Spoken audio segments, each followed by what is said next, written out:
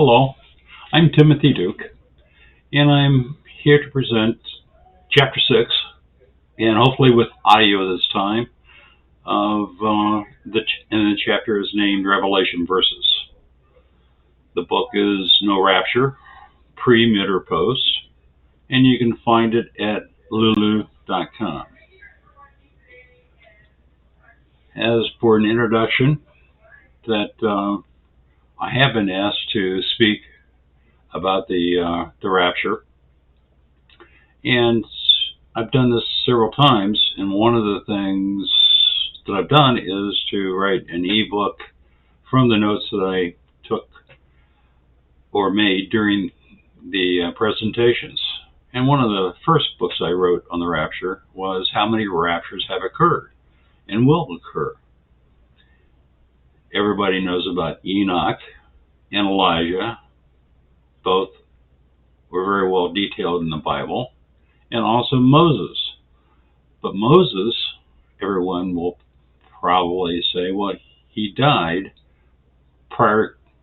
before crossing into the promised land, because God prevented him from doing that because he didn't follow his command. But if you look at Jude, there's an odd verse in there that states that Archangel Michael fought Satan over the bones of Moses. And then, of course, later on, we get into the Mount of Transfiguration, where Elijah and Moses appeared. And so, obviously, Moses was raptured.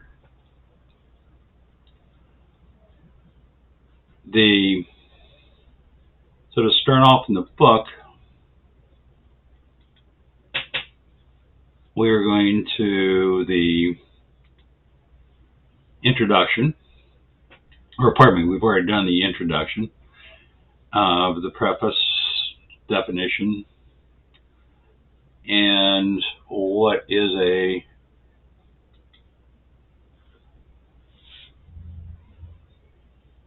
where we are in God's timeline, the allegory versus technology, Abraham's bosom, and now we're in Revelation verses. So if you get the ebook, one of the beautiful things about having an ebook is that you can put in hyperlinks. So in the chapter list, I can just put my mouse on the chapter, press the Control CTRL button, and then just click and go immediately to that chapter in the book. So we'll start off here with Revelation verses, and we will review the verses that are used to support a no rapture or a rapture prior to the great white throne judgment. I will start with the verses in the book of Revelation. Now, by saying a rapture prior to, that it is a pre-tribulation, mid-tribulation, or post-tribulation rapture. Of course, the post-tribulation really is kind of like the great white throne judgment. And now, chapters 2 and 3 in the book of Revelation expound upon the 7 churches that existed in Turkey at the time John wrote the book of Revelation. And when I say wrote, that's basically being a stenographer for Jesus as he dictated the words, and some people believe, and I do too, that it's a very literal thing. And so not only did Jesus speak the words and John wrote them, but Jesus spoke the letters and the spaces that are in the Bible. But he did this while he was imprisoned on the island of Patmos, which is west of Turkey in the Mediterranean Sea. And please note that on the following map, that Patmos, the trail from Patmos leads to each church in the order mentioned in Revelation 2 and 3. So we go from Patmos, and you can see this if you're watching the video instead of the audio. Start off in Patmos, then go to Ephesus, and from Ephesus, Smyrna, Pergamon, Thyatira, Sardis, Philadelphia, and Laodicea, which are all in southwestern Turkey. Many noted biblical teachers believe that the churches mentioned and the characteristics of those churches can be applied in several ways, or the Bible has several levels of understanding. Dr. Chuck Missler has many YouTube videos and some that expound upon these levels of application. One video is Chuck Missler's Revelation, Session 3, Chapter 2, verses 1 through 7, a letter to the Church of Ephesus, which is the first church mentioned in Revelation 2, and a link to this video is in YouTube. And it has a link there so that you, with the ebook, you can just click to it if you would like to see that particular video. And of course he has, I think, 36 videos just on the book of Revelation. And he goes in quite detail and a lot of background as to each verse and sometimes each parts of a verse. But one graphic Chuck has presented is used to explain the four levels of application contained in each church in Revelation 2 and 3. The first is it's local, meaning that it's to, if it's in Ephesus, well then it's to the church that was in Ephesus, which was not a physical building, but basically a group of people that met from time to time in different places. Could be in a pasture, it could be at a home, it could be many different places. It's also admonitory to all churches, since not only did John send the letter that he wrote from Jesus to that church, but also a copy of that to the other 6 churches. Then you have the personal, which is how the admonitions and praises Jesus gave to each of the churches apply to you personally. You know, I believe that each person has a unique combination of each of these churches within them. And then the fourth is prophetic, which kind of explains or gives us a path to look at how these churches perform in the future from the time that John wrote the book, which was 95 AD approximately. Now, 2 of the churches have interesting judgments by Jesus. The first church in chapter 2 is Ephesus, and the second church is Smyrna. Geographically, Ephesus, the first church from the Isle of Patmos, where John wrote the book of Revelation in prison. Since the Romans were unable to kill him after several attempts, they just put him there for life, which wasn't total. And one of the ways that you can see these things is to outline each of the different letters so that you can understand the different parts of each letter. In Revelation chapter 2, verses 8 through 11, Jesus does not admonish the church of Smyrna. He only gives praise, which is only one of the 2 churches. He does not admonish and only gives praise. I do believe that God dictated the 66 books of the Bible to 40 plus people who wrote his words, as would a stenographer, and thus we call each book inspired by God. Many other books could have been included, but a judgment was made that the other books were not inspired by God. John wrote about the church of Smyrna in the 10th verse that can be interpreted many ways. Excuse me. Revelation 2, verse 8, and unto the angel of the church in Smyrna write, these things saith the first and the last, which was dead, and is alive. I know thy works, in tribulation and poverty, but thou art rich, and I know the blasphemy of them which say they are Jews, and are not, but are a synagogue of Satan. Fear none of those things which thou shalt suffer. Behold, the devil shall cast some of you into prison, that ye may be tried, and ye shall have tribulation 10 days. Be thou faithful unto death, and I will give thee a crown of life. He that hath an ear, let him hear what the Spirit saith unto the churches. He that overcometh shall not be hurt of the second death. Now, if you do not believe in a tribulation rapture, then you would interpret the verse to mean that these people experience 10 days of tribulation, or to be killed during those 10 days. The tribulation, if you believe in rapture, could be the 70th week, or 7 years of Daniel's prophecy, or the last 3.5 years of the 70th week, or just a difficult time period. These days could be interpreted as torture by the devil if those days occur when God pours out his wrath on earth, as described in a letter Paul wrote to his Jewish brethren in Hebrews 11, verses 36 through 40. And that says in Hebrews, and of course this is all in the King James Version, and others had trial of cruel mockings and scourgings, yea, moreover of bonds and imprisonment. They were stoned, they were sawn asunder, were tempted, were slain with the sword. They wandered about in sheepskins and goatskins, being destitute, afflicted, tormented, of whom the world was not worthy. They wandered in deserts, and in mountains, and in dens and caves of the earth. And these all, having obtained a good report through faith, received not the promise, God having provided some better things for us, that they without us should not be made perfect.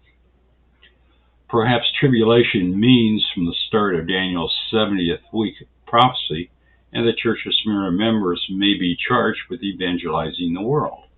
Then the member dies or falls asleep or goes to Abraham's bosom to be raptured later to stand before God in the great white throne judgment, or is under the altar in Revelation 6, verse 9. Jesus defined the Great Tribulation extending from the middle of the Daniel 70th week, or 3.5 years, to the end of the week. God's wrath would be put on the world until the end of Daniel's 70th week, 3.5 years later. Tribulation may be the first half of the 70th week, and Jesus told us the Great Tribulation is the last half of the Daniel 70th week. Since Revelation 20, verse 4, talks about these people not receiving the mark of the beast, perhaps those members of Smyrna were beheaded for not taking the mark of the beast. The mark of the beast does not occur until the temple is desecrated midway through the 70th week, or 3.5 years from the start of the week. Perhaps that is when the 10 days of tribulation starts. And Revelation 20, verse 4 is in heaven, and the beheaded witnesses of Jesus must have been raptured. And Revelation 24 reads, And I saw thrones, and they sat upon them, and judgment was given unto them. And I saw the souls of them that were beheaded for the witness of Jesus, and for the word of God, and which had not worshipped the beast, neither his image, neither had they received his mark upon their foreheads, or in their hands, and they lived and reigned with Christ 1,000 years. Now Revelation 2 verse 10 does not state all members of the Church of Smyrna would die. What happens to those members still alive after the 10 days? Are they hidden on earth to repopulate the earth after the 70th week, or raptured to God's altar in Revelation 6, verse 9? Or do all overcomers die, or be beheaded, and the other members renounce Christ? Now in Matthew 24, verse 15, When ye therefore shall see the abomination and desolation spoken of by Daniel the prophet, stand in the holy place. Whoso readeth, let him understand. And then in Matthew 24, verse 21, For then shall be great tribulation, such as was not since the beginning of the world to this time, no, nor ever shall be. Perhaps the Great Tribulation is described in Revelation, starting with the 7 horsemen, then the 7 trumpets, and the 7 golden vials, and maybe even the 7 thunders. Perhaps the list would include the unknown 7 thunders in Revelation 10, verse 4. Dr. Misler created this image, which shows in an outline form the wrath of God and references the chapters in Revelation, so you can read the details of each wrath. The image is named heptatic, which means a grouping of 7. There are many books written that show many interesting examples of the heptatic structure God uses in the Bible. God is certainly a supernatural mathematician, as shown by Dr. Ivan Panin. Panin discovered an amazing number of items that were multiples of 7 in the Bible. He calculated it was impossible to have created these scriptures by chance, since the probability was 1 times 1 times to the 7 times 7 to the 34th power. And the scripture wording that is designed in this way had to be done by a supernatural mathematician God. Now, the way you can look at this number 7 to the 34th, you know it's got a lot of zeros behind the 7, and it's a little less than 10, a third less. So let's say that there's going to be 30 or 31 zeros behind the 7. Huge number. Now, Dr. Ivan Panin, he was born in Russia, December the 12th, 1855. He was exiled at an early age and immigrated to Germany and then the U.S. He graduated from Harvard in 1882, and he discovered Christ thereafter. He discovered the heptatic structure underlying the biblical text in 1890 and committed the rest of his 50 years of life generating 43,000 pages of discoveries of the mathematical improbabilities or impossibilities that these words could be there by chance. Now, I mentioned 7 times the 34th power. This chart lists the powers of 7, and the last one is the 34th. And if you count these up, I think there's about 31 places. So you probably have a better chance of winning the Powerball lottery every week for a year than you do for that to be by chance. Now, in the design, there's another image here from Chuck of 7s in the Bible. They occur in over 600 passages. Some are very overt, meaning that the number 7 is actually written. Some are structural, meaning that there are groups of items which total 7. And some are hidden, meaning that you have to dig into the structure of the words to find the 7 relationship. And one question that Chuck asked is, are heptatic structures used as a signature by God? Could well be. Now, a sample of his work in examining the last 12 verses of Mark, he looked at words, the addresses of the address of the salutation given to the Lord, the rest of the passages, and different verses, and he's broken this up, and you can see that all of these items are multiples of 7. Now, in the last 12 verses of Mark, there are 175 words, which is 7 times 25. The vocabulary, different words, there's 7 times 14, which is 98. And there's 553 letters, which is 7 times 79. And there's 294 vowels, which is 7 times 42. And by outlining these wraths in Revelation, Dr. Misner finds a pattern of sevens. The pattern starts by finding events starting in a series like 7 seals, 7 trumpets, 7 golden vials, and 7 thunders. Then recognizing an interlude, parenthetical, meaning that we're not sure when it happens, whether it's before it's in the book or whether it's after, since most of Revelation is, or the talking of the wraths are in chronological order. We think that these parenthetical verses or chapters, in some cases, in one case, happens spread out underneath at the same time as those particular wraths, or whether they happen before or slightly after, but they're occurring essentially at the same time. Now, this parenthetical phrase or parenthetical verbiage, it occurs between the 6th and the 7th event in each of these 3 series. Of course, the 7 thunders, we're not sure because John was forbidden to write about them. The significance of the interludes are topics for another book.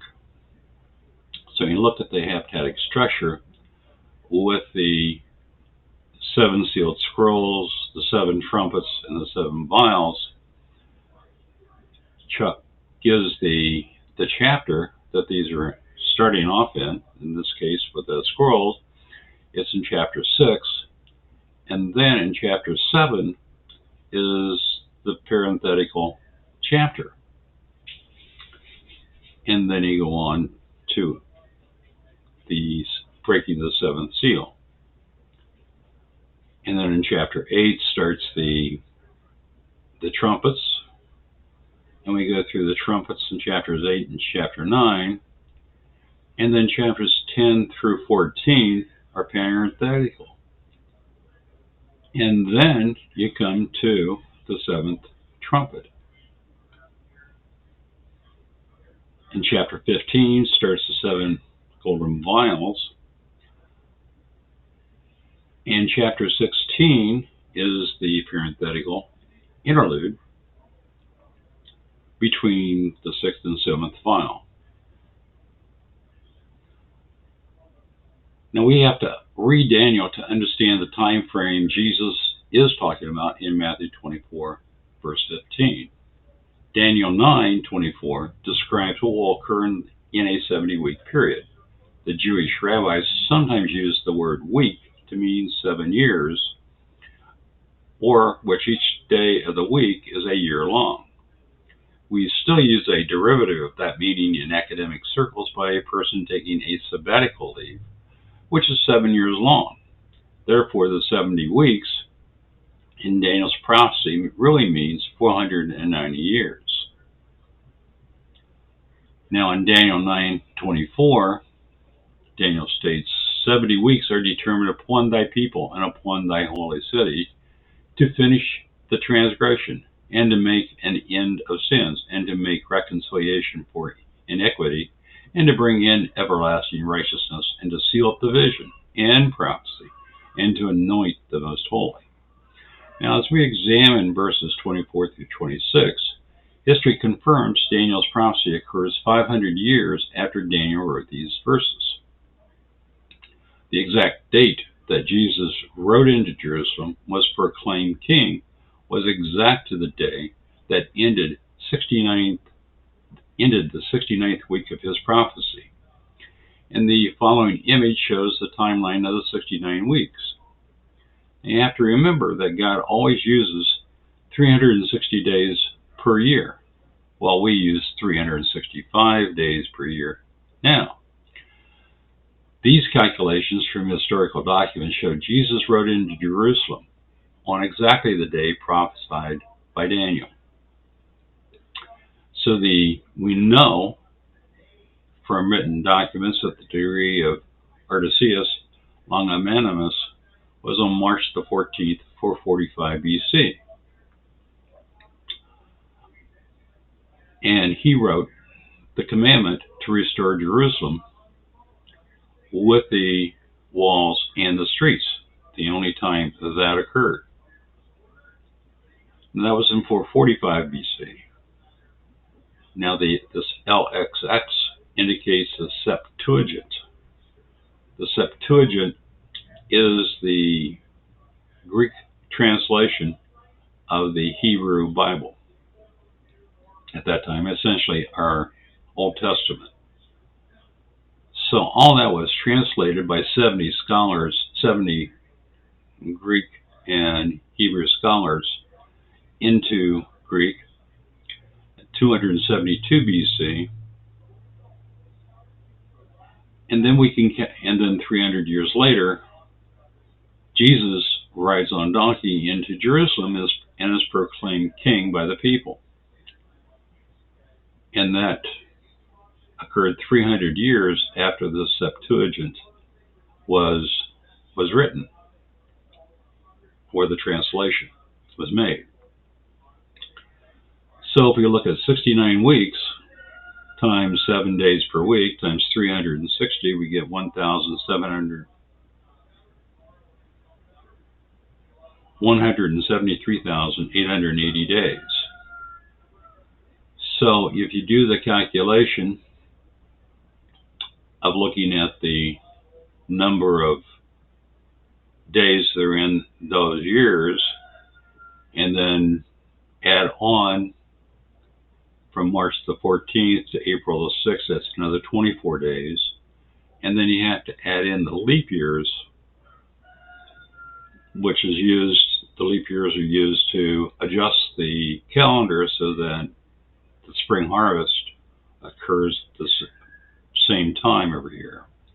And you end up with 173,880 days, which is exactly April the 6th in 32 AD, when Jesus rode on donkey into the streets of Jerusalem and was hailed king by the people. Now, some people think the 70th week begins the day after when Jesus rode in Jerusalem in 32 AD, which was the last day of the 69th week. Their point being was that from the start in 445 BC of Daniel's prophecy, all the way to 32 AD, to the end of the 69th week, they were all continuous. There's no breaks. They all happened consecutively. But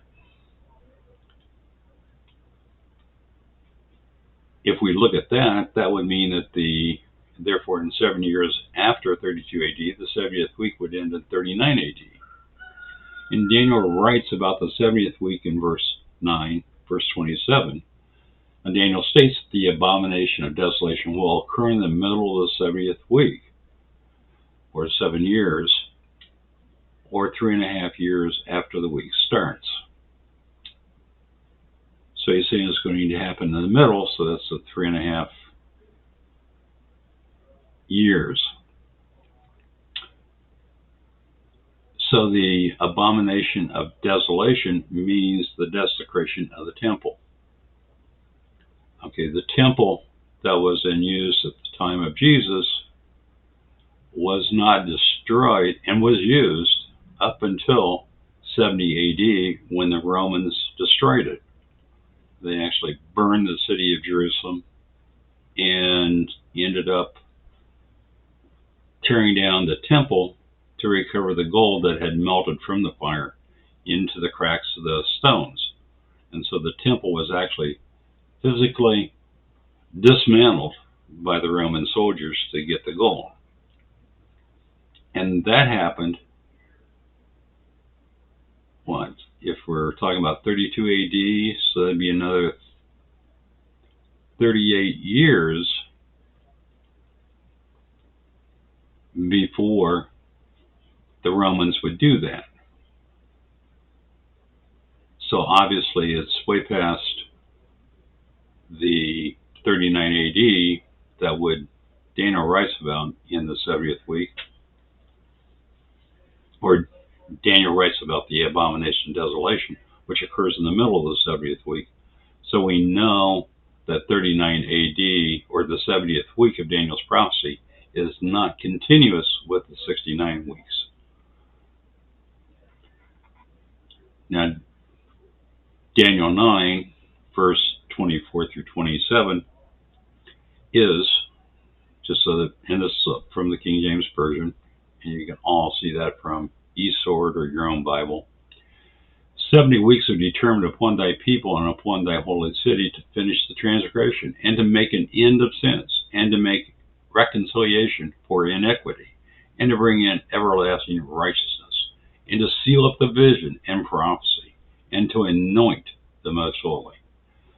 Know therefore and understand that from the going forth of the commandment to restore and build Jerusalem unto the Messiah the Prince shall be 7 weeks, and 62 weeks. So to translate this into language that we would understand, 60, a score is 20 weeks, or is 20, and there's 3 of those, that's 60.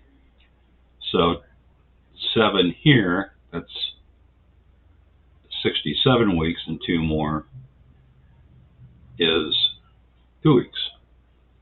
So that's 69 weeks that are listed here.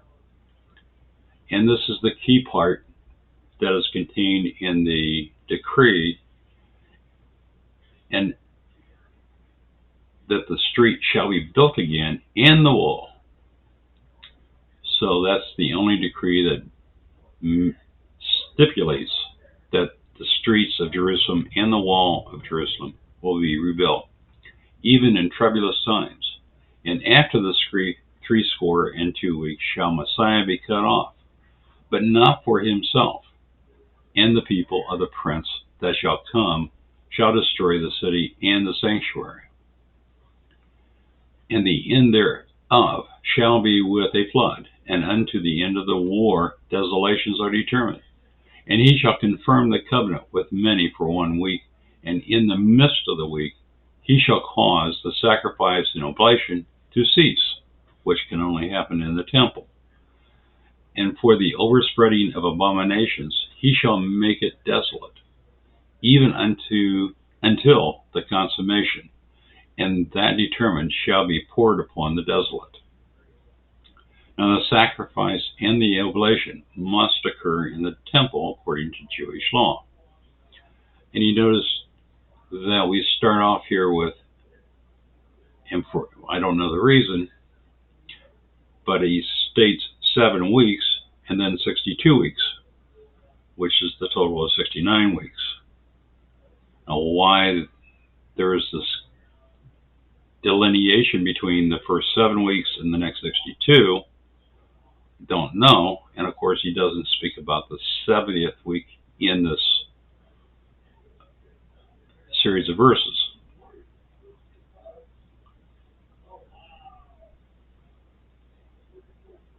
He doesn't speak about the 70th week until he gets down here, and that's when the Antichrist shall confirm the covenant with many for 1 week, or 7 years.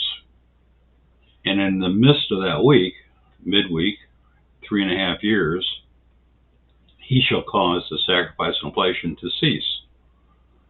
And for the overspreading of abominations he shall make it desolate, even unto the consummation, and that determined shall be poured upon the desolate.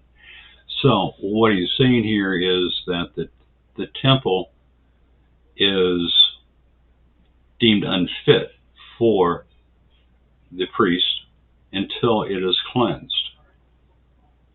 And you can read about the cleansing that had to occur in the earlier verses, when there's a difference between the first temple and the second temple. And even in the second temple where the first temple was desecrated, and it had to be cleansed before it could be reused.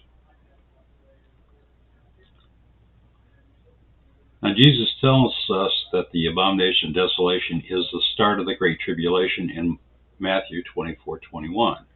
While some people speak of the entire 70th week as tribulation, Jesus only speaks of the last 3.5 years of the week as the Great Tribulation. Perhaps the first part of the week is just tribulation, or, which is the way that pre-tribulation people look at it, that this is the start of the tribulation, even though that there is great prosperity in the first 3.5 weeks, given that the Antichrist has just been able to get world peace and security. Now Matthew 24:15 again states, "When ye therefore shall see the abomination of desolation," which essentially means they're bringing false idols, pagan gods, into the temple, and in fact into the Holy of Holies. Spoken of by Daniel the prophet, "Stand in the holy place, whoso readeth, let him understand." So, a couple things here is that Jesus is telling us that the abomination of desolation is going to occur, and he's confirming that Daniel is a prophet of God and was speaking God's word. In chapter 9 of the book of Daniel. And the abomination of desolation is going to be in the holy place, or the temple. Now Matthew 24:21, then Jesus states, "For there shall be great tribulation." This is at the 3.5 year mark, or when the abomination of desolation occurs, "such as what? Not since the beginning of the world to this time, nor shall there be." Now the abomination of desolation means that God's temple is desecrated by placing idols of pagan gods in the temple, and people worshiping those idols and pagan gods in God's temple. Now those that are not familiar with the Jewish temple, the temple has 3 areas: the outer temple, the courtyard, the holy place room, and the Holy of Holies room that holds the Ark of the Lord and the mercy seat of God. The pagans must place idols and worship in the Holy of Holies to achieve the abomination of desolation. Now here I have a diagram that shows Solomon's temple, which was the second temple. And in here, you will just go through it. You've got the courtyard out here.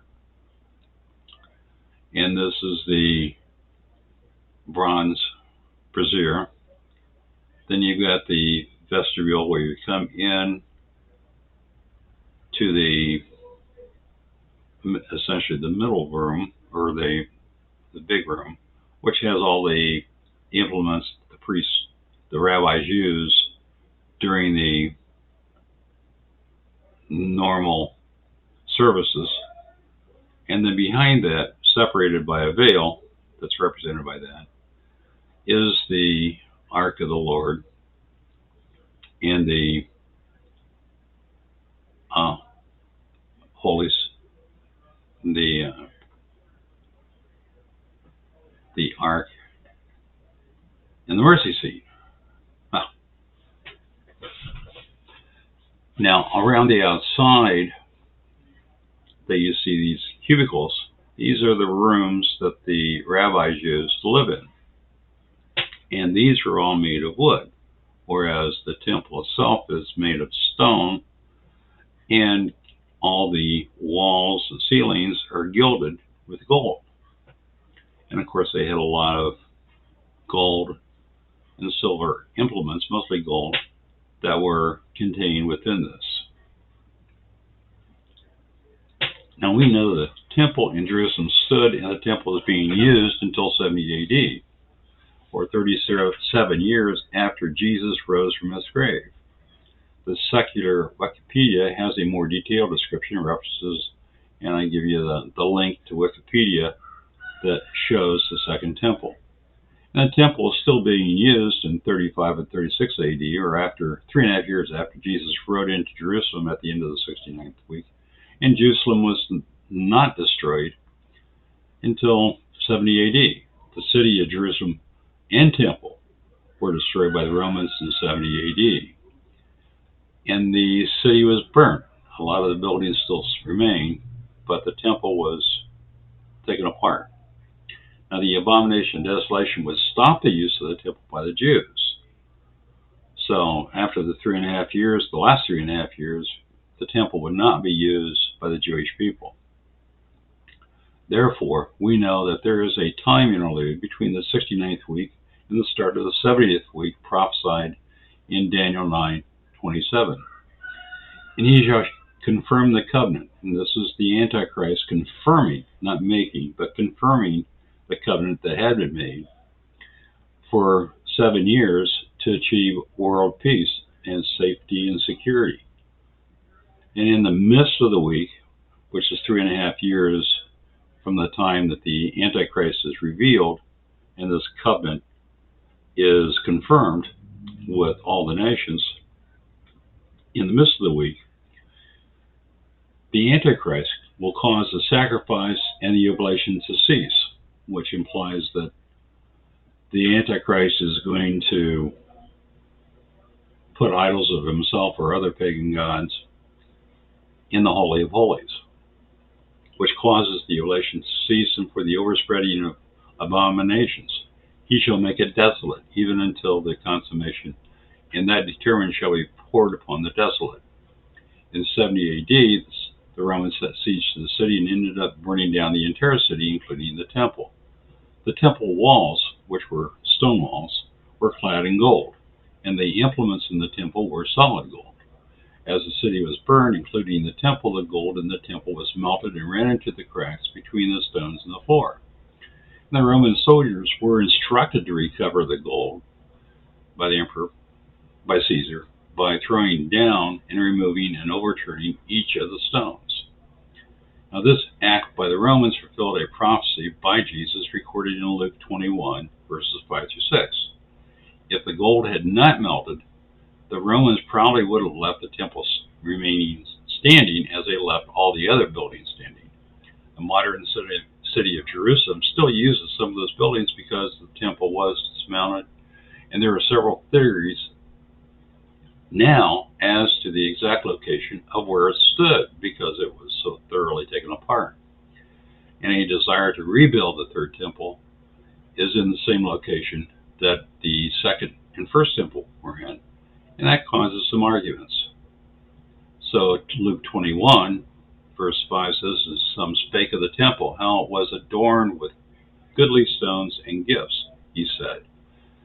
And Jesus is saying this, "As for these things which ye behold, the days will come, in which there shall not be left one stone upon another that shall not be thrown down." So the temple was taken apart by the Romans, as predicted, prophesied by Jesus.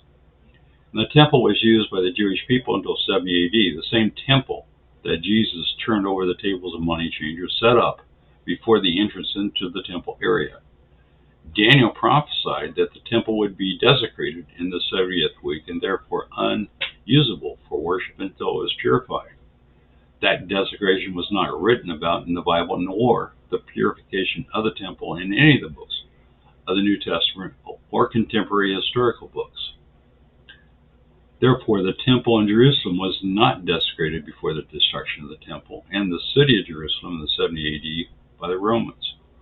A third temple must be built in Jerusalem that will be desecrated in Daniel's prophecy 3.5 years after the start of the 70th week. And according to to your Israeli sources, they have essentially prefabbed that third temple and can construct it in a very short period of time, within months, once they're given the go-ahead to do so. Now, verse 27 again says, "And he shall confirm the covenant with many for 1 week, and in the midst of the week he shall cause the sacrifice and oblation to cease." Okay, so the only way he can cause that to cease, which the Jewish people depend on to absolve their sins, like the Catholics would go to confession to confess their sins to the priest. Here they present sacrifices just like Cain and Abel did to the Lord when they were young. And for the overspreading of abominations, he shall make it desolate, even until consummation, and that determined shall be poured upon the desolate. So that's when the Antichrist declares himself God, essentially, and defiles the Holy of Holies. The sacrifice and oblation must occur in the temple according to Jewish law, and Daniel states sacrifice, oblation, stops, or cease because the temple is unclean and must be purified before making any new sacrifices or oblations. Therefore, the 70th week has not started yet. My point in thoroughly discussing Daniel's 70-week prophecy is to establish veracity in his prophecy that we can extend to the unfulfilled 70th week of his prophecy. In the next chapter of Revelation, an interesting statement is made by Jesus to the congregation of the Church of Philadelphia. These members are spared before temptation or tribulation. Coincidentally, it is the 10th verse, as was the Church of Smyrna in Revelation 2, verse 10, and the only two churches of the seven that were not admonished by Jesus, only given praise. And contrary to that, there are only two churches of the seven that were only given admonishments and no praise. Now, Revelation 3, verse 10 states, in red, because thou hast kept thy word of my patience, I also will keep thee from the hour of temptation, which shall come upon all the world, to try them that dwell upon the earth. Okay, this letter's to the Church of Philadelphia. So here he's saying the hour of temptation. So now the question is, temptation, is that at the start of Daniel's 70th week, or is that midweek? Pre-tribulation believers think that this starts before the 70th week, and so they will not be on earth when the Antichrist is revealed. If you believe that the temptation is the great tribulation that Jesus spoke of, then everybody's going to be nobody's going to be raptured, or the pre-trib is really going to be into the first 3.5 years, but they're going to be saved from the start, or the hour of the temptation, which begins 3.5 years, which also coincides with the two messengers that are prophesying for 1260 days, or which turns out to be 3.5 years, which probably is the start of the 70th week. And they die, and for 3 days they lie in the streets in Jerusalem, and then they are raptured. So it's maybe raptured at the same time as those messengers. There's several possibilities when this hour of temptation that Jesus speaks about does come to the Church of Philadelphia. Now, the word used in the King James Version is temptation, which is Strong's. If you're not familiar with Strong's is a concordance, a widely used concordance, and they list each word that's used in the Bible with either an H or a G. If it's in the Old Testament, it would be an H, indicating that it was Hebrew that the root English word is derived from. And if it's in the New Testament, it's in a G, which means it's a Greek word that the English word is derived from. Now, as in any translation, if anyone has any experience in translating one language to another, it's, culturally speaking, difficult to do sometimes to get the exact meaning of what one word means in a language and translate that into another language. Sometimes it has several. And as you'll find if you look at Strong's at all, or if you go to eSword and look at Strong's for a particular word, you'll see that it has a multitude. Most words have a multitude of meanings and thoughts, sometimes contradictory. Like the fear of God is also the love of God. It is not translated as tribulation, but has a similar meaning to tribulation as God uses it in the Bible. The same word, G3985, was used in Hebrews chapter 11, verse 37, and the King James Version translated as the word tempted. So temptation and tempted are fairly close. But we can read the verse to be able to understand, but the verse is really talking about various tortures, which is similar to the events described by Jesus as a great tribulation, with some being killed and others barely surviving. So Hebrews 11:37, they were stoned, they were sawn asunder, they were tempted. Now this word tempted is the G3985 word that is the same word here in the hour of temptation. They were slain with sword, they wandered about in sheepskin and goatskins, being destitute, afflicted, and tormented. A very difficult, torturous sign. And the Hebrew verse sounds similar to Matthew 24, verses 21 through 22. Jesus speaks about the horrible time that will occur as a great tribulation instead of the word tempted in the Hebrew verse.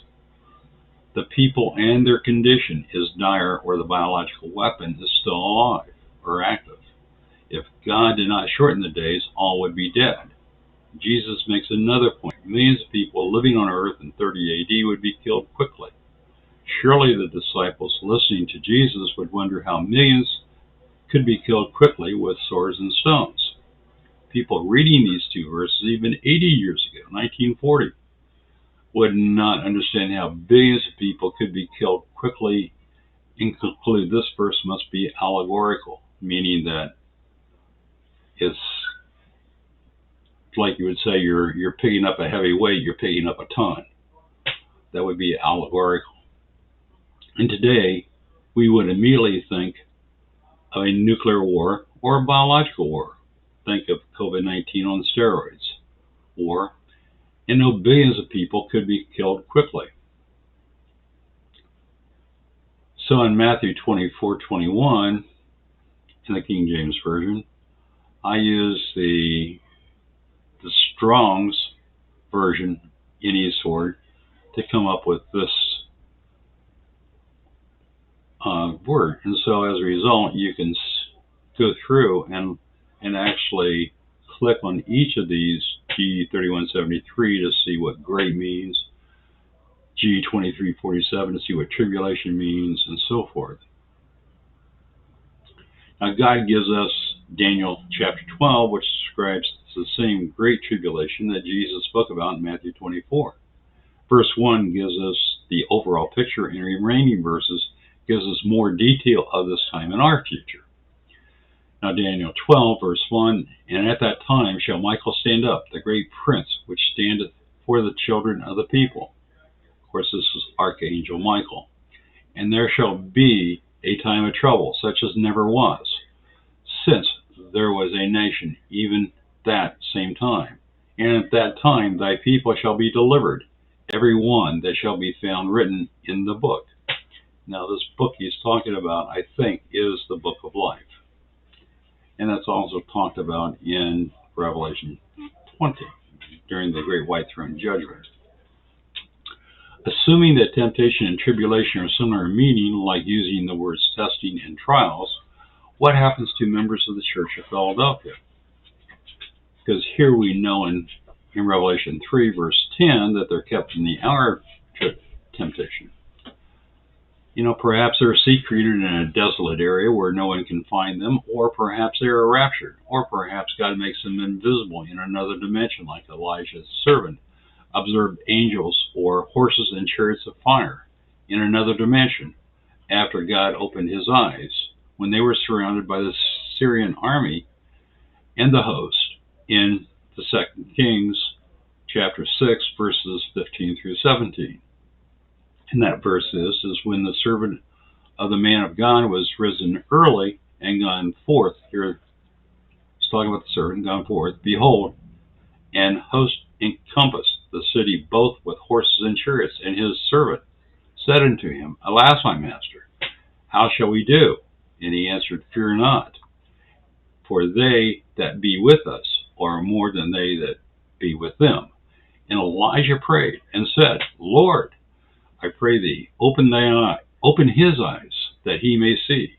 And the Lord opened the eyes of the young man, and he saw. And behold, the mountain was full of horses and chariots of fire around about Elijah.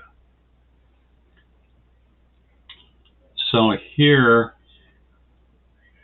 we're really talking about how there is other dimensions, and God's telling us about them. In this particular case, he just opened Elijah's servant's eyes up to one of them.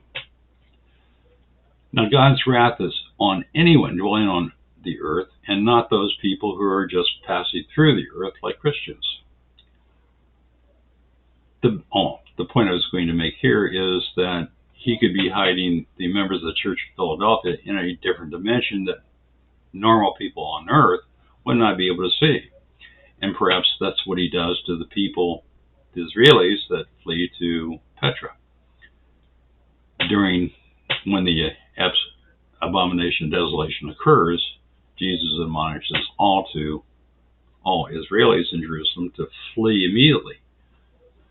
But he doesn't say where, but the guess is probably to Petra, which is about 100 miles away, and it's kind of set up to receive it. Plus, some evangelists have placed many Bibles in there. Now, the big question is where? As I read Revelation about 7 seals, 7 trumpets, and 7 golden vials, most of the earth is affected, yet God is protecting the Church of Philadelphia members from his wrath. Perhaps God is protecting in the same place he is putting the living members of the Church of Smyrna after their 10 days of experiencing tribulation, or in another dimension. Because remember in Revelation 2, verse 10, that they will have tribulation for 10 days, and then something happens. Either they're dead, they're killed, they're raptured, or Jesus puts them into a different dimension.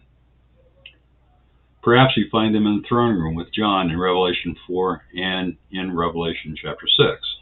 Notice that some saints are given white robes, while some are given a crown plus a white robe or raiment. So in Revelation chapter 4, verse 4, and around about the throne were 24 seats, and upon the seats I saw 24 elders sitting, clothed in white raiment, and they had on their heads crowns of gold. Now, the only other time that the number 24 appears in the Bible is Daniel having 24 courses of rabbis to conduct services for the Israelites. Now, Revelation 6, chapter 11, and the white robes were given unto every one of them, and it was said unto them that they should rest yet for a little season until their fellow servants also, and their brethren that should be killed as they were, which implies beheading, should be fulfilled. There are 7 churches in Revelation in chapters 2 and 3. And remember that John wrote the book of Revelation while imprisoned on the island of Patmos. The churches in Revelation 2 and 3 follow a path from Patmos, and the order that those churches are presented follows the different church ages that scholars define from 32 AD until today. And remember that churches are not mentioned after chapter 3 through the remainder of the book of Revelation. So remember the map that we had, the Mediterranean Sea. John was imprisoned on Patmos after the Romans had tried to kill him 2 or 3 times, hadn't been able to do it, so they imprisoned him supposedly for life, but he did didn't die on the Isle of Patmos, and the 7 churches and the path to get to them. Because you can see that there are mountainous areas in here, so you can't. That was the easiest path. Now, each church has specific and distinct characteristics. Jesus specifies how he evaluates each church. Each of us has or can be described as having certain percentages of each church within us. Therefore, each of the 7 churches exists today in each of us, and of course, some have more of one church than someone else, and everyone is, of course, unique. Now, Chuck also put together this pathetic profile of the 7 churches in the chapters 2 and 3 in Revelation, and he nicknames the first one Ephesus as being the apostolic church, and then the persecuted church is Smyrna, and down here is Philadelphia, and the last church is Laodicea. So it's interesting when you keep this outline in mind when you're reading the book of chapters 2 and 3 of Revelation. It helps you organize how each of the churches are thought of. And the other interesting thing is that, as you can see here, there's 2 different groups. You got 3 churches in the first group and 4 churches in the second group, and that comes from the ending of about the overcomer. It's in different places in these 3 letters, or it's in one place in these 3 letters and a different place in these 4 letters. Okay, the 10 days of tribulation that Jesus states the members of the church of Smyrna will endure could have several meanings. If your belief is the entire Daniel's 70th week of tribulation, then these people will probably not be subject to God's wrath. The first 3.5 years of Daniel's 70th week prophecy is prosperity, safety, and peace. Will these people be evangelizing during the 10 days of prosperity, safety, and peace? If you believe the tribulation starts in the middle of the week, these people will suffer some of God's wrath as described in Revelation 6, 8, 9, 15, and 16. Now, Chuck Missler generated the following image as an outline of God's wrath being delivered to the earth in Revelation. God's wrath is delivered in 3 stages, with each stage having 7 events. The 3 stages are described within the first stage, with the first stage of the 7-sealed scroll that only Jesus has the authority to break and read what is written, and then the event that Jesus reads after breaking a seal is created. The second stage is trumpets, and the third stage is the 7 golden vials. God's wrath is described for each event, and God titled the image as the heptadic structure, and heptadic means a grouping of 7. Chuck did not include the 7 thunders in chapter 10, which is here in this interlude, because John was not allowed to write about the 7 thunders he observed while writing the rest of the book of Revelation. Now, if you believe in tribulation raptures, a pre-tribulation, a mid, or a post, then you would think of these people belonging to the church of Smyrna would experience only 10 days of tribulation before being raptured, or perhaps being killed during the 10 days, or join with members of the church of Philadelphia, which could be a mid-tribulation rapture. So these people of Smyrna could be beheaded, because just like with Moses being raptured, after they were beheaded, they could also be raptured. And of course, this heading at the footer on each page in the ebook shows how to. There's a hyperlink getting back to the lulu.com page that has all my books that I have written, all the ebooks, and they're all free. And some of them have a price on them, which I've done just for a marketing purpose. But you have even though it has a price of $9, you can choose to pay zero. It's just up to you. I want everybody to have a chance to read them that would like to read them. Now, we do not know how long in our time is 10 days. There are many theories how long is the 10 days. Some derive a time from 1 day in a week is a year. Some think that 10 days is 10 weeks, while others think 10 months, and the others have more complicated formulas for deriving the time on Earth. And when you start to think about how you can devise 10 days in a period of time that is considered to be 1 week, but is really 7 years, and it could be in the first 3.5 years, 1,260 days, or it could be in the second 3.5, latter half of the 70th week, which would be in 3.5 years, so part of the 1,260 days in the last half, and then start deriving percentages or a relationship between how a day and a week is constructed. But anyway, that's an interesting thing some people pursue. But the glorious price after death is a crown of life and being in heaven. The next church in Revelation that Jesus does not admonish is the Church of Philadelphia in Revelation chapter 3.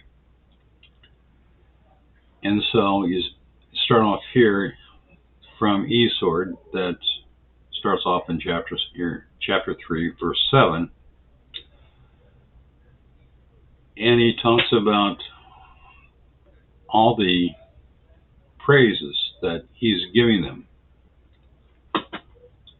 And then in verse 10, it says that because that they have kept his word and his patience, he will also keep thee from the hour of temptation.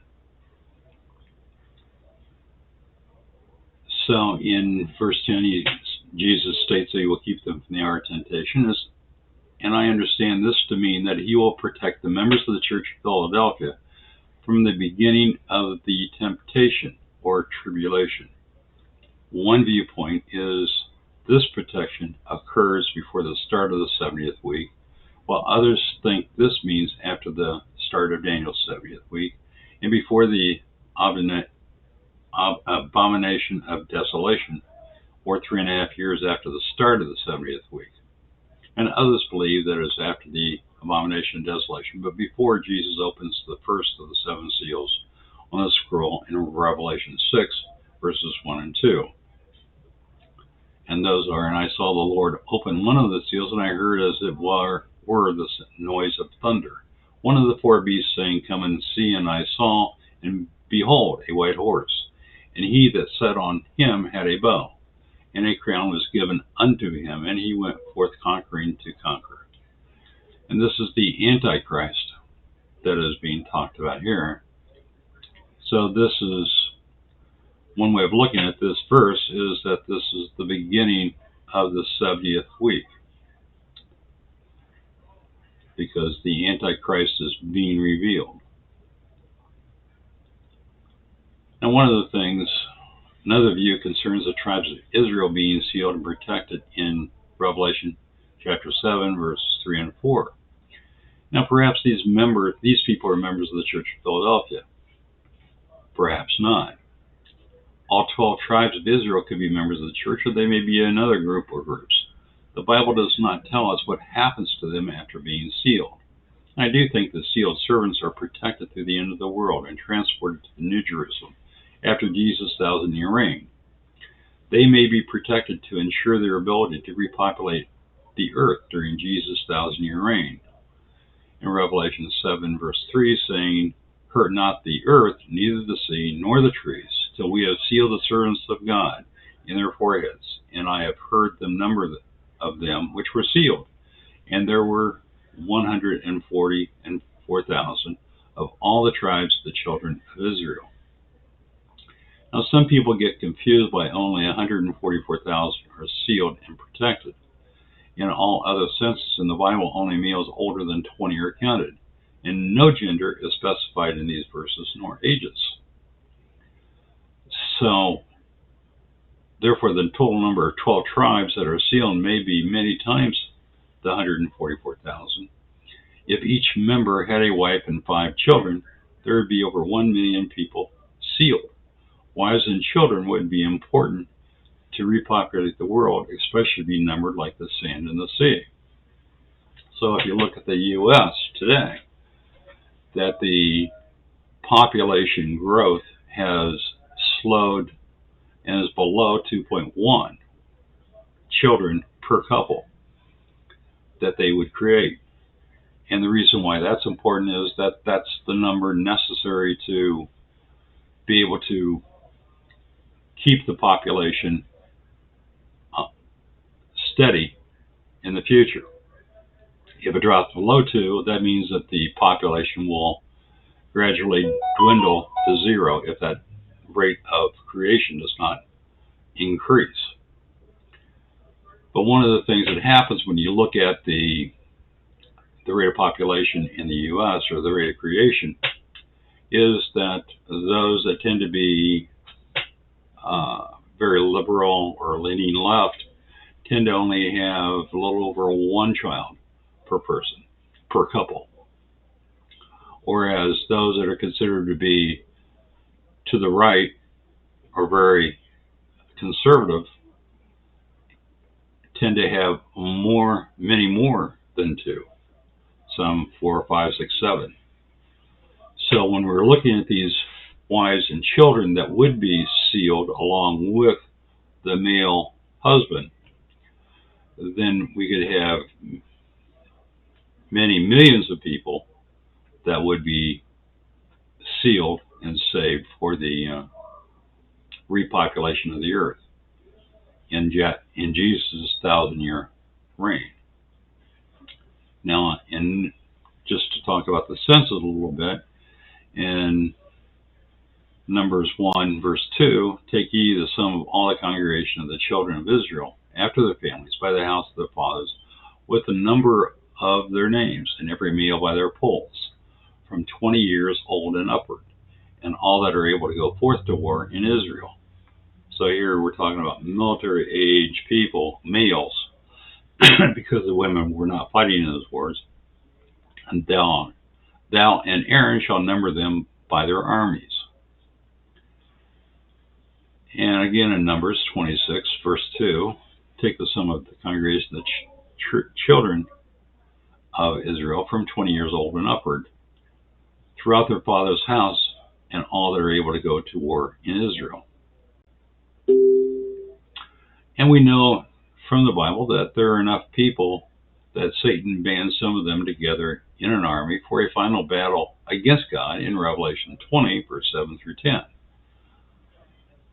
And that reads, and when the 1,000 years are expired, Satan shall be loosed out of his prison, and shall go out to deceive the nations which are in the four quarters of the earth, Gog and Magog, to gather them together to battle, the number of whom is as the sand of the sea. And they went up on the breadth of the earth, and compassed the camp of the saints about, and the beloved city. And the fire that came down from God out of heaven, and devoured them. And the devil that deceived them was cast into the lake of fire and brimstone, where the beast and the false prophet are, and shall be tormented day and night forever and ever.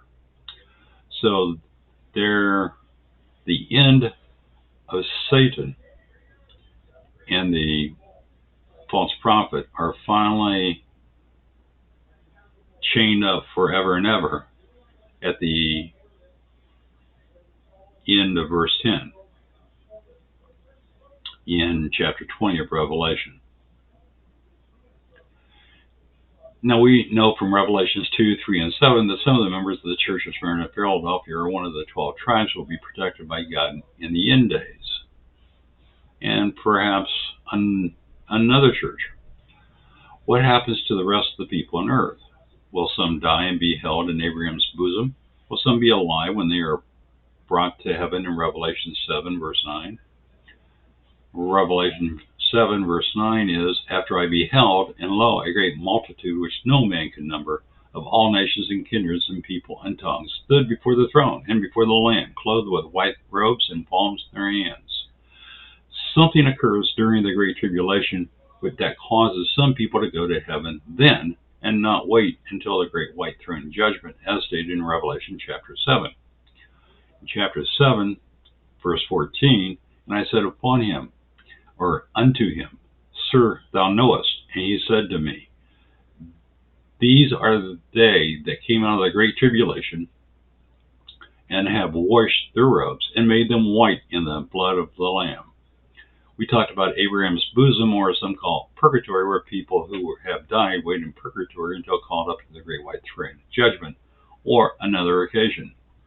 After Jesus opened the sixth seal, and before opening the seventh seal of the seven seal scroll, we discover a large number of people that are in heaven and have white robes to signify that they are saints, but they do not have crowns.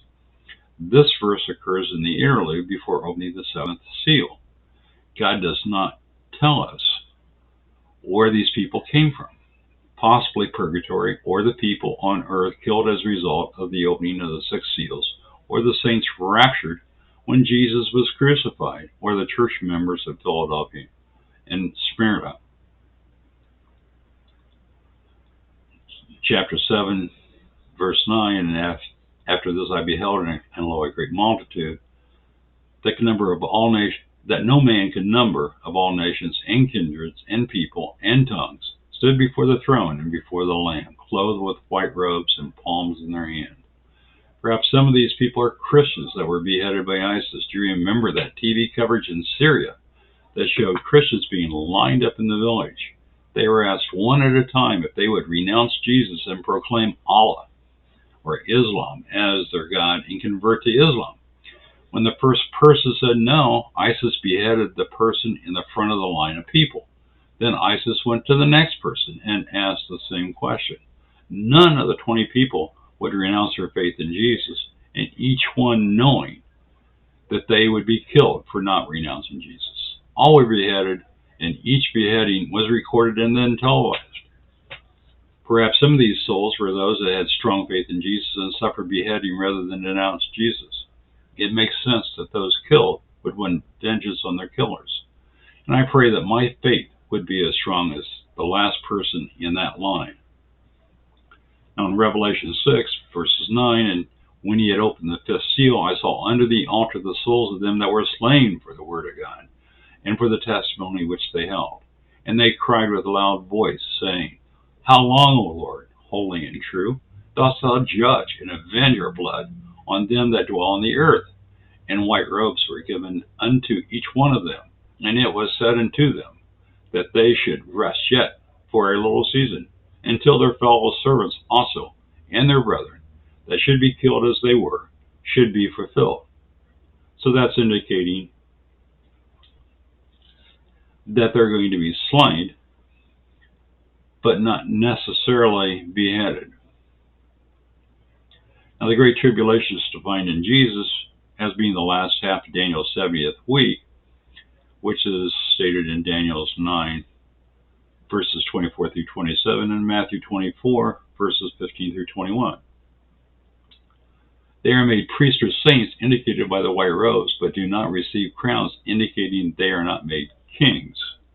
But I just hope to be in heaven with a white robe. So in Matthew 15, chapter 24, verse 15 through the 21st, it says, When ye therefore shall see the abomination of desolation spoken of by Daniel the prophet, which means that the Antichrist has desecrated the Holy of Holies at the 3.5-year mark in Daniel's 70th week, and Jesus is telling us that Daniel is a prophet of God, and stand in the holy place, and whoso readeth, let him understand. Then let them which be in Judea flee into the mountains. Let him which is on the housetop not come down to take anything out of his house. Now, why is that interesting? Housetop. And that's because most people do not, at that time especially, did not have air conditioning. And so the the roof of the house was flat and used as their main room for partying and whatever, or having dinner. And so they spend a lot of time on the rooftop and not downstairs in the bedrooms. So what he's saying here is just jump off the house, get out of there. Neither let him which is in the field return back to take his clothes. And woe unto them that are with child, and to them that give suck in those days. But pray ye that your flight be not in the winter, neither on the Sabbath day. And why the Sabbath day is spoken here is because Jews are forbidden from using mechanical things on the Sabbath day, which is their Saturday. And so they wouldn't be able to drive or use a car or have someone drive them or whatever. They would be walking. And for then shall be great tribulation, such as was not since the beginning of the world to this time, nor shall ever be. Now 70 weeks are determined upon thy people. This is in Daniel 24. 70 weeks are determined upon thy people and upon thy holy city to finish the transgression and to make an end of sins and to make reconciliation for iniquity and to bring in everlasting righteousness and to seal up the vision and prophecy and to anoint the most holy. Know therefore and understand that from the going forth of the commandment to restore and to build Jerusalem unto the Messiah, the Prince, shall be 7 weeks and 62 weeks. And again, the important thing with this one is that the street shall be built again and the wall. And some of the other decrees that were given prior to this time were to rebuild the wall, and some were to rebuild the streets, rebuild your houses, but none of them contained both rebuilding the street and the wall. So even in troublous times, in this 60 years and 62 weeks, after the 62 weeks, the 7 weeks first, then there's 62 weeks, which makes it the 69th week of Daniel's prophecy. The Messiah shall be cut off, which means that he will be killed, in this case, crucified. But he's not being crucified for himself, and the people of the prince that shall come shall destroy the city and the sanctuary. So the prince that shall come, we're talking about the Lucifer, the Antichrist, and the end thereof shall be with a flood, and to the end of the war desolations are determined. And he shall confirm the covenant, which is a peace and security treaty. This is the Antichrist, with many, or all the nations of the world, for 1 week. That means 7 years, or Daniel's 70th week. And in the midst of the week, he shall cause the sacrifice and the oblation to cease. That's because he has caused the abomination of desolation, which prevents the Jewish people from worshiping in this temple, or the rabbis from using the temple for preparation of the services they give. And so for the overspreading of the abominations, he shall make it desolate. Now, one thing I really like about Chuck is his ability to put things into timelines, so you can get an idea of what's going on. This time he's got a magnifying glass around it so that he's focused on a particular thing of the degree of Cyrus, which is the king of the Persian Empire, which takes over the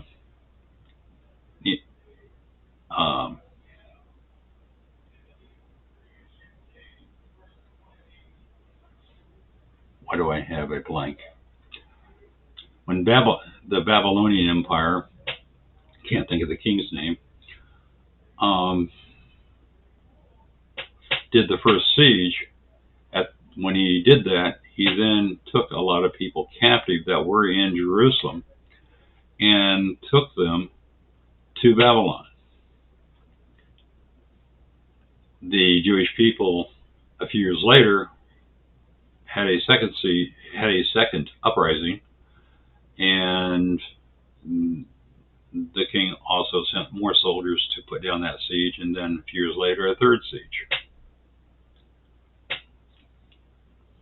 In this period of time, from the first siege to the time where Cyrus defeated the Babylonians, it's called the servitude of the nation.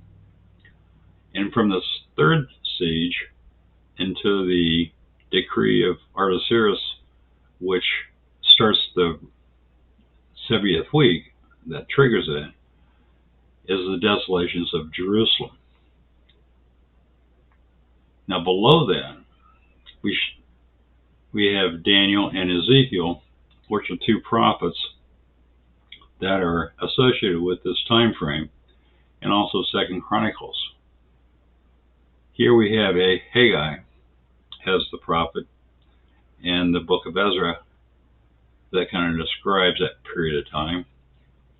And then Zechariah, can't even read the print very well. The prophet Zechariah is found in Nehemiah, and also Esther, you see here is pointed back.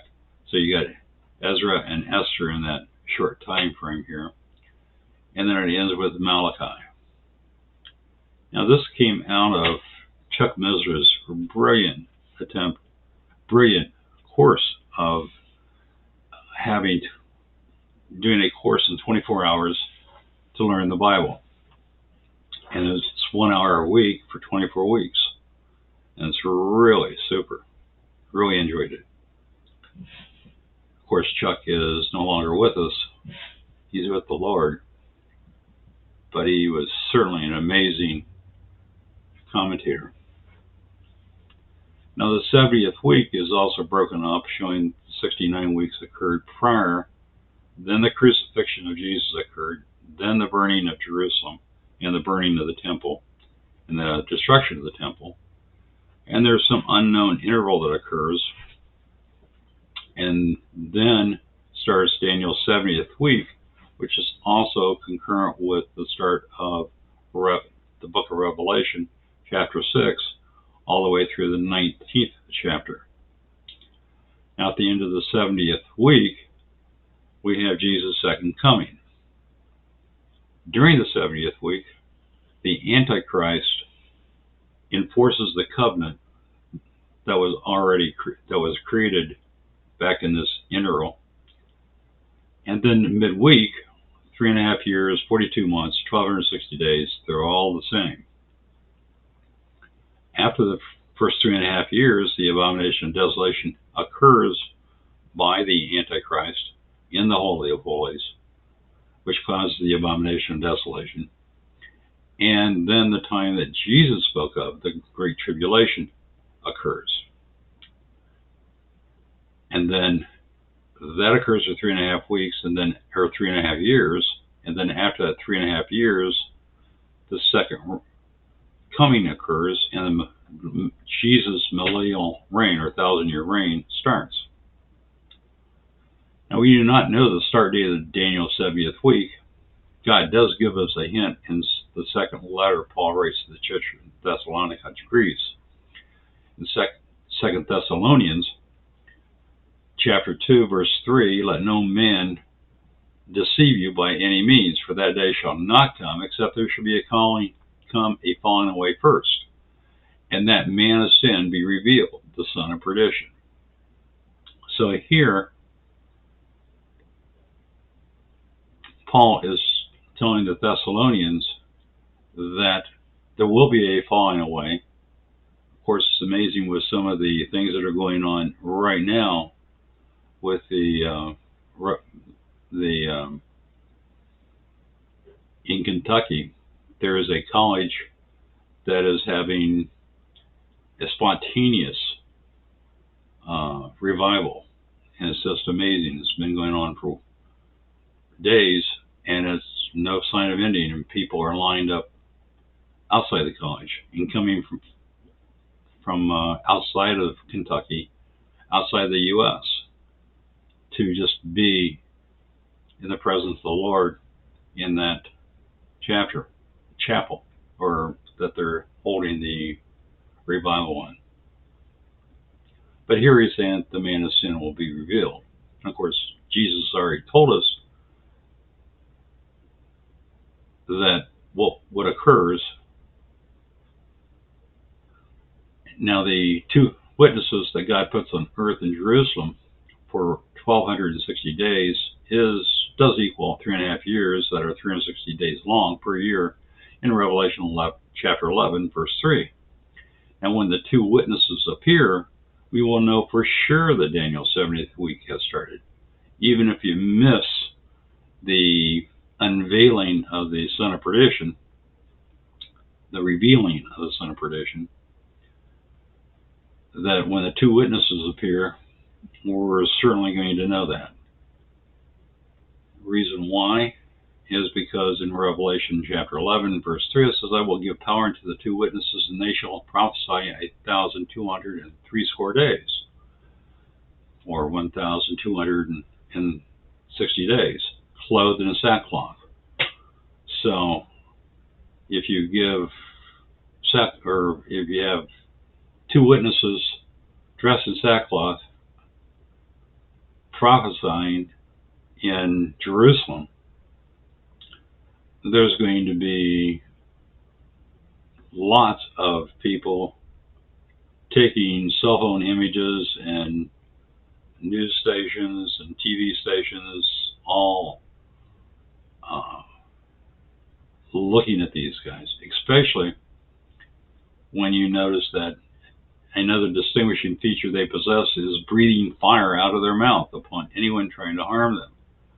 So the first time that someone would try to harm them and they would breathe fire, that would really put down the front page of, or the number one trending item all over the world.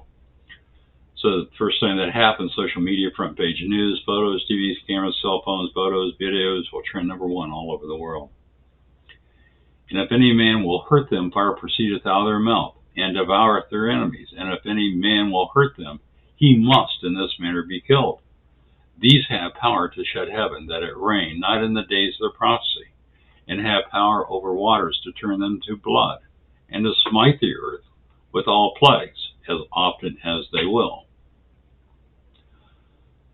So it doesn't rain often in Israel, but it does rain.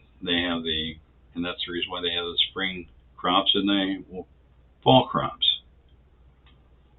But Jesus doesn't tell us in Revelation that it's just in Israel or just in Jerusalem, but he has the power to shut, so it does not rain in their prophecy, and have power over the waters, and to smite the earth.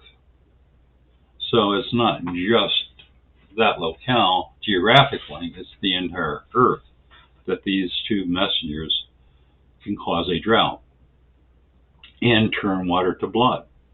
And of course, the last time that happens was with Moses, when he was rescuing the Israelite slaves from the Pharaoh. So, everyone has noticed the drought in California for several years. Of course, this year that's going to be filled up a little bit by all the water and snow that is coming down, or they've received already. But if the waters turn to blood and areas are smited with plagues, many people will wake up and notice the witnesses' God-given power. Now in Revelation chapter 11, verse 8, these two messengers are killed after the 3.5 years, and their dead bodies shall lie in the street of the great city, which is spiritually called Sodom in Egypt, where also our Lord was crucified. And they of the people, in kindreds and tongues and nations, shall see the dead bodies 3 days and a half, and shall not suffer their dead bodies to be put in graves. Interesting, it's 3 days and a half. This occurs 1,260 days, or 3.5 years. So does this day appear at the start of the Daniel 70th week? It sure is pointing that way to me. Though it doesn't, there's nothing that stipulates it couldn't occur sometime after or before the start of Daniel's 70th week. What would happen to the authorities placed the military in Jerusalem to leave God's two witnesses lying dead in the street for 3.5 days? How many TV cameras would be recording the event? How many cell phones would record the event during the 3.5 years? There'd be a ton. Now, Revelation chapter 11, verse 11, and after 3.5 days, or 3 days and a half, the Spirit of the life from God entered into them, and they stood upon their feet. And great fear fell upon them which saw them. And they heard a great voice from heaven saying unto them, Come up hither. And they ascended up to heaven in a cloud, and their enemies beheld them. Now the circumstance of the witnesses ascending and being raptured up to heaven after hearing a great voice from heaven commanding them to ascend reminds me of Paul writing to Thessalonians in Greece. The church in Thessalonica was one of the first churches Paul started, and also the first church Paul wrote a letter to, which is now a book in the Bible. First Thessalonians was the first letter he wrote, and therefore the first book that Paul wrote. And in chapter 4, verse 16, For the Lord himself shall descend from heaven with a shout, and the voice of the archangel, and with the trump of God, and the dead in Christ shall rise first. Then we which are alive and remain shall be caught up together, and with them in the clouds, to meet the Lord in the air. And so shall we ever be with the Lord. So is this talking about when the messengers are raptured? Because it certainly says that the Lord says, Come up hither. And they heard the great voice, so that is, maybe this is the time that the Church of Philadelphia are raptured, other people are raptured, the messengers are raptured. We don't know. But it is interesting to look at and play with the numbers. Now, the book of Job, chapter 19, verses 25 through 27, describes the rapture. Now, Job has faith.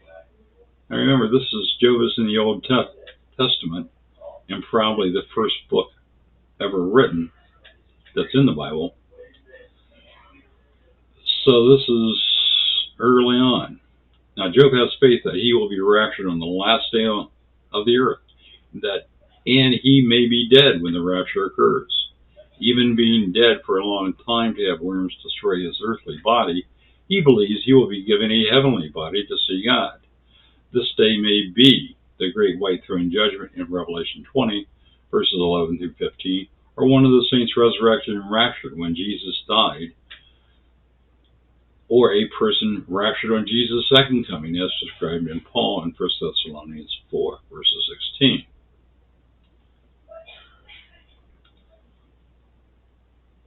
I think I made a mistake there. That's not Jesus' second coming. That could be the rapture of the churches prior to the second coming. But if you believed in a post-tribulation, they would all be raptured on Jesus' second coming, because the post-tribulation means after the end of the 70th week, and Jesus' second coming is marking the end of the 70th week, and so this may be a post-tribulation marker. But the interesting thing is that before any of the Bible was written, Job is writing this, and so he has quite an understanding. In Job 19, verse 25, for I know my Redeemer liveth, and that he shall stand at the latter day upon the earth. And though after my skin worms destroy this body, yet in my flesh shall I see God, whom I shall see for myself, and mine eyes shall behold, and not another, through my reins be consumed within me. And it could be at the great white throne judgment that he's talking about. In Revelation 20, verse 11, and I saw a great white throne. That's the reason why they call it the great white throne judgment. And I saw a great white throne, and him that sat on it, and from whose face the earth and the heaven fled away, and there was found no place for them. And I saw the dead, small and great, stand before God, and the books were opened, and another book was opened, which is the book of life. And the dead were judged out of those things which were written in the books, according to their works. And the sea gave up the dead which were in it, and the death and hell delivered up the dead which were in them, and they were judged, every man according to their works. And death and hell were cast into the lake of fire. This is the second death. And whosoever was not found written in the book of life was cast into the lake of fire. Now, some people get confused that it seems like it's your work that gets you into heaven. But think of this as being, if you were going to heaven by your faith, then by being redeemed by Jesus, then what happens is that your works are giving you crowns. And if you have been a sinner and are going to hell, this means that you will be in a particular part of hell, probably. We know that the angels that came down and mated with the women on earth were cast into the deepest part of hell, which is called Tartarus. So that presumes that there are, or that implies that there are at least two levels, and there could be many more. And the different types of hell that, or tormentation, or torture, or whatever that's done in hell, your works would determine which of those rooms or levels you were on. A mid-tribulation verse is a confirmation of God's wrath during the last half of Daniel's 70th week. In Revelation 2, verses 22, behold, I will cast her into a bed, and them that commit adultery with her into great tribulation. So this is the great tribulation that occurs, and here he is speaking to the fourth church in Revelation in chapter 2, verses 18 through 29, Thyatira. Jesus gives the church much praise and a very stern admonishment. He warns them about an evil spirit called Jezebel that has lured some members of the church into fornication. God uses the term fornication to mean committing the sin of worshiping other gods. So that way he differentiates between fornication and committing adultery. Okay, so we typically use fornication to mean adultery, but God has a separate meaning for each of those words. And Jesus states that those members who have not repented will be cast into great tribulation. So here he's implying that those that have repented of their deeds, and or that they did not commit adultery with Jezebel in their church,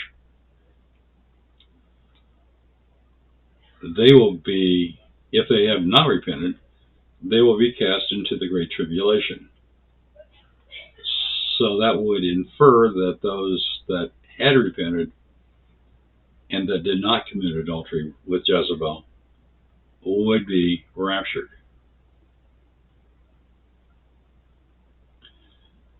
because they would not be in the great tribulation.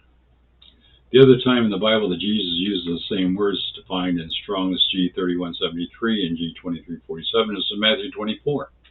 The chapter in Matthew is devoted to Jesus speaking about the end days and the signs that will occur to let us know the season of the end days.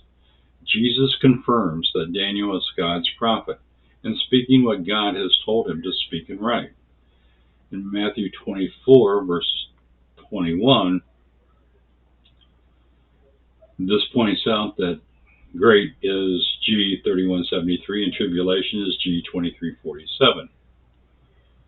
Since those that have not repented will be cast into the great tribulation, that means that those members of the church who have not repented, if they have sinned with Jezebel, or have kept their faith in God, will not be cast into the great tribulation. Since the great tribulation occurs on the entire world, Jesus is inferring these members will be raptured and given a gold crown for their works on earth, because only those members who have sinned with Jezebel and have not repented will experience the great tribulation. These verses imply that the rapture will occur before the 1260 day of Daniel's 70th week prophecy, or 3.5 years into the 70th week, or midweek. Same time the messengers are raptured, because the members of the church have been doing God's work on earth, and some of those that have strayed have repented. Since there are no prerequisites for the pre-tribulation rapture, this rapture could occur prior to the Antichrist being revealed, which most of us hope, and I hope, but I'm leaning more towards the mid-tribulation scenario, so I'll probably see the Antichrist being revealed and the two messengers in Jerusalem, and some of the other antics that the Antichrist will be bringing on, like insisting upon the mark of the beast being put on my right hand or on my forehead, and my ability to resist bowing to that pressure and maintaining my strong faith in God. But the key thing here is that since there are no prerequisites for either a pre, mid, or post-tribulation event, well, I guess you could have some argument that there could be a prerequisite for a mid-tribulation, that the Daniel 70th week would have had to start, and we would have known that. And with the post-tribulation, we would have seen Jesus coming back for the second coming.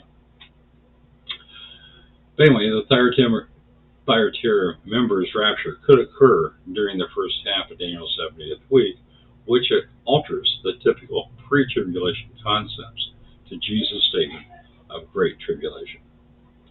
Okay, that ends this chapter, and hopefully the audio remained alive during the entire thing. I've been watching the audio meter, and it appears that it did, so hopefully that did occur, and that we'll be ready to go into the next chapter.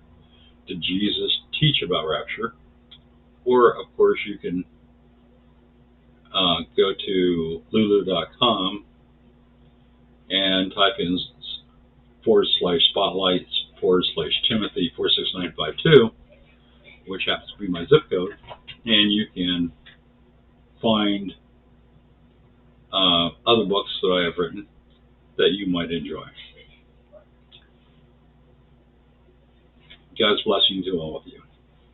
Amen.